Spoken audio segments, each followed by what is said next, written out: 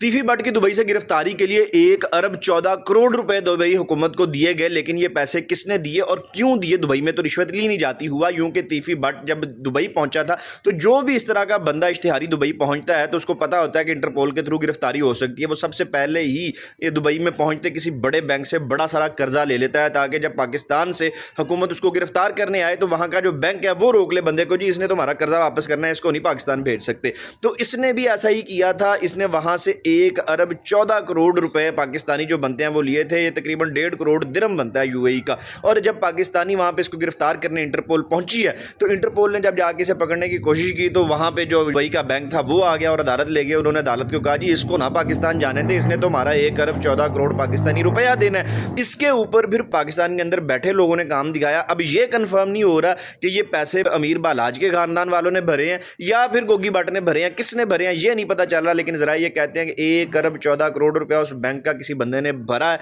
उसके बदले में तीफी बट पाकिस्तान आया और फिर कार्रवाई हुई। और लोग ये कह रहे हैं कि बड़ी दिहाड़ियां लगी हैं दुबई के अंदर भी और पाकिस्तान के अंदर भी।